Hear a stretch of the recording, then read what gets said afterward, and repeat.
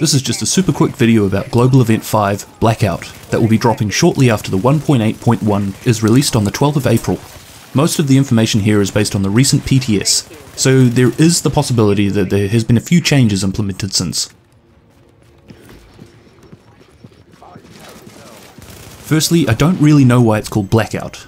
Naturally, when I first heard about it, I assumed it would be something to do with the in-game lighting, similar to what the Reddit user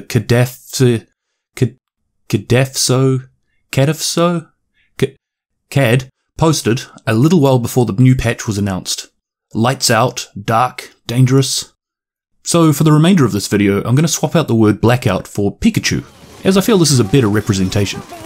The global modifier, Pikachu, will be active at all times during the event, regardless of what PvE content you're playing. Agents are equipped with shock ammo that stuns enemies. Shooting or running builds your charge meter. The more charge, the more damage you inflict. Based on the PTS, this is quite a lot of fun, similar to the Assault global modifier. It just makes you feel really powerful. You aren't doing as much damage as in Assault, but in this you don't have to worry about range.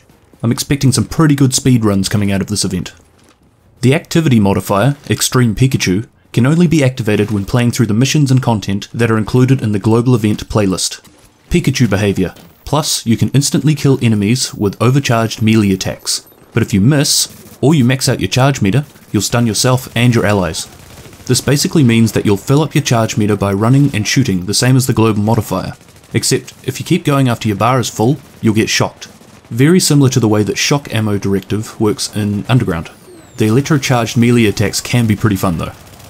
The group modifier, Total Pikachu, includes both the global and group modifiers, but it gives a bit of assistance in keeping your charge meter down. Extreme Pikachu behavior, plus your charge meter will cool down faster when close to other group members. Pikachu loves cuddles. The missions included in the global event roster are Times Square Power Relay, Hudson Refugee Camp, General Assembly, Lincoln Tunnel Checkpoint, and the incursion is Falcon's Lost. An agent on your team requires aid immediately. Again, based on the PTS, the classified gear available during this global event is D3 FNC, Deadeye, Strikers, and Tactician's Authority. This is also to be the first global event to allow us to buy caches specific to each of the classified sets above. Not sure of the GE credit cost of these yet, in the PTS they were all free. It's likely that if you are starting from scratch with collecting these sets, that the superior cache would be the most cost efficient. But when you're down to just your last one or two pieces that you need, the more specific caches, although more expensive, will give you a greater chance of acquiring the missing pieces.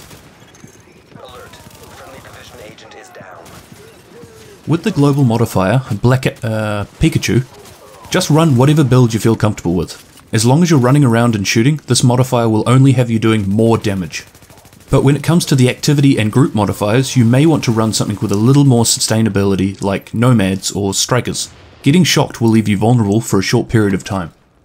Probably the biggest tip I can give you for this global event with these modifiers is to run an immunizer support station.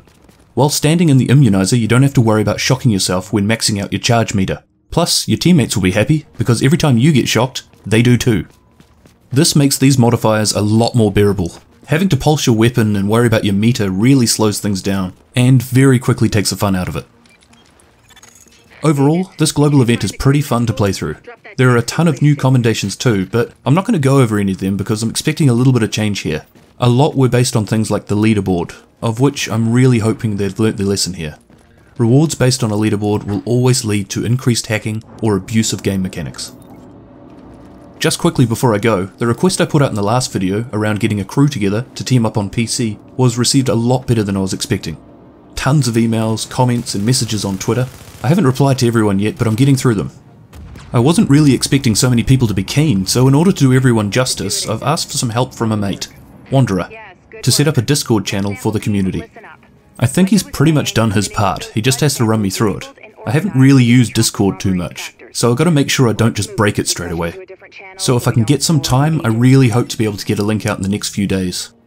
Otherwise, thanks for watching, and I'll see you in the next one. Cheers!